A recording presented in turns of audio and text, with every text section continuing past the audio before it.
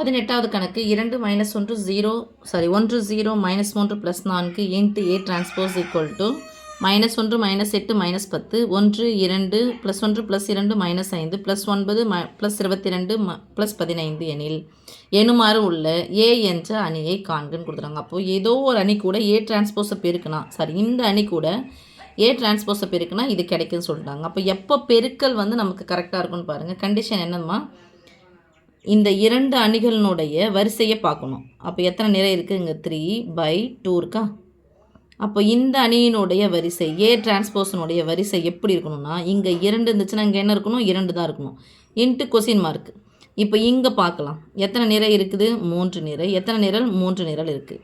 அப்போ இங்கே 3க்கு 3 இருக்குது. இந்த இடத்துல இது சமமாகிடுச்சு. அங்கே மீதி என்ன வந்திருக்கணும்? 3 வந்திருக்கணும். ஸோ 3 இந்த இடத்துல 3. அப்போ ஏ டிரான்ஸ்போஸினுடைய வரிசை 2/3. நமக்கு ஏனுடைய வரிசை என்னன்னு தெரியும் தான் 3/2ன்னு வந்துடும். எனக்கு ஏ தான் கேட்குறாங்க. ஃபஸ்ட் நான் ஏ டிரான்ஸ்போஸை எப்படி எடுத்துக்கிறேன்னா, லெட் ஏ டிரான்ஸ்போஸ் = ஏன்னா ஏ டிரான்ஸ்போஸ் தான் பெருக்கிறாங்க. 2/3 அப்படின்னா 2 நிறை இருக்கணும். எனக்கு 3 நிரல் இருக்கணும். ஓகே, இதை ஏன்னு எடுக்கிறேன், பி சி டி இ எஃப்னு எடுக்கிறேன். ஓகேம்மா, எடுத்தாச்சா? இப்போது இது கூட இதை பெருக்கிறேன். இது கூட இதை பெருக்கிறேன் நான். 2 -1 +1 0 -3 4. எதை பெருக்க போகிறேன்?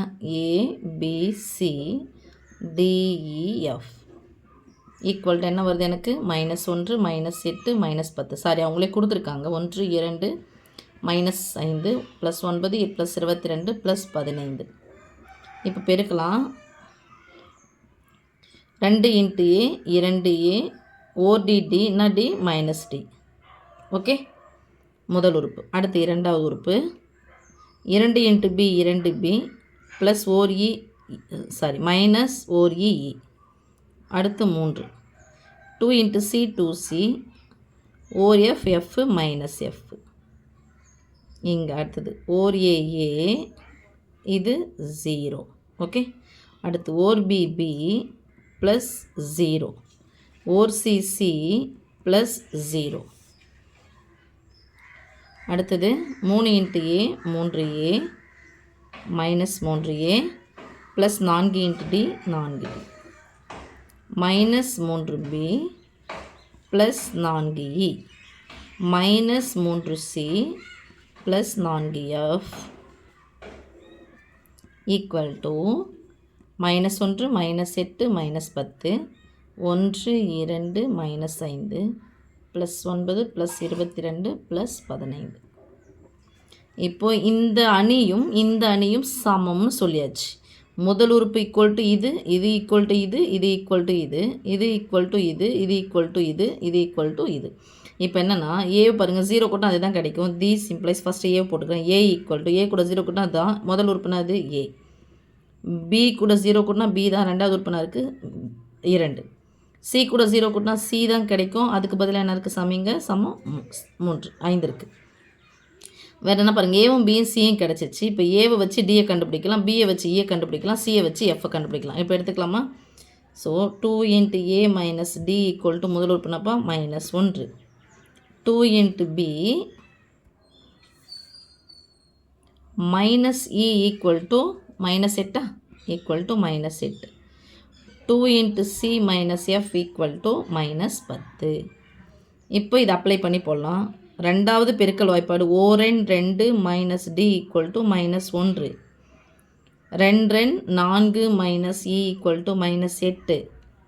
I2 10 -10 மைனஸ் இருக்குது -F = -10.